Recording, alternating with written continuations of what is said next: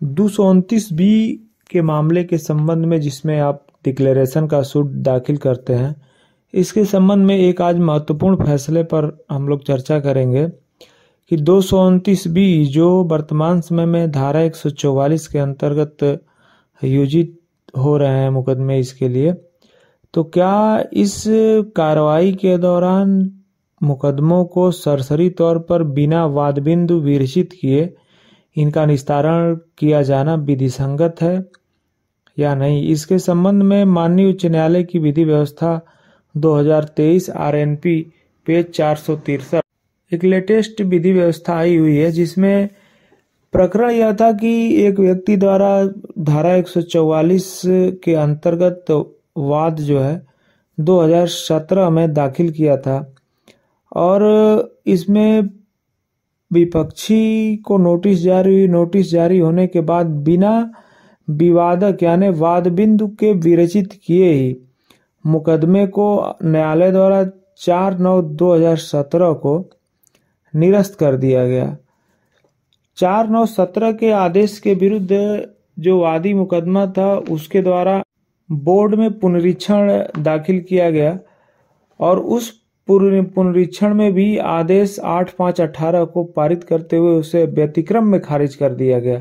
और जब वो वाद व्यतिक्रम में खारिज हो जाता है तो उसको वापस लेने के लिए याची के द्वारा 11/4/22 को आवेदन पत्र दाखिल किया जाता है और उस आवेदन पत्र को भी 7/6/22 को खारिज कर दिया जाता है बोर्ड द्वारा। अब बोर्ड द्वारा जब वादी का वाद खारिज होता है तो वह चला जाता है माननीय उच्च न्यायालय के समक्ष और माननीय उच्च न्यायालय में विचारणीय बिंदु उठाता है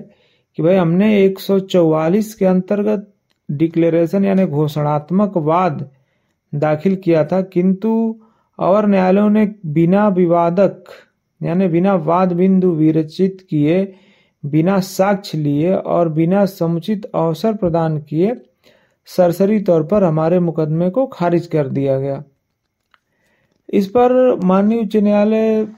में सुनवाई हुई और सुनवाई के दौरान गांव सभा के तरफ से विद्वान अस्थायी अधिवक्ता भी उपस्थित हुए और उनके द्वारा जो है यह कहा गया कि विचारण न्यायालय ने जो आदेश पारित किया है वह उचित पारित किया है, क्योंकि जो जमीन थी जिस पर 144 का वाद दाखिल किया गया था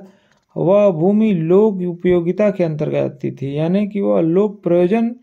की भूमि थी जिस पर याचिकाकर्ता को कोई हक और अधिकार प्राप्त नहीं हो सकता था। इसलिए जो है अवर न्यायालय ने विचारण न्यायालयों ने उसके मुकदमे को खारिज कर दिया, जो उचित है।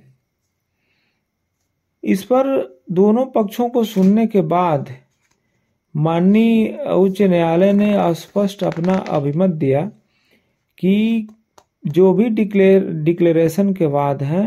उन वादों को सुनवाई के समय यानी विवादक वाद बिंदु विरचित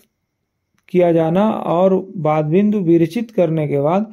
पक्षों को साक्ष्य और सुनवाई का अवसर प्रदान करने के पश्चात ही मुकदमों का निस्तारण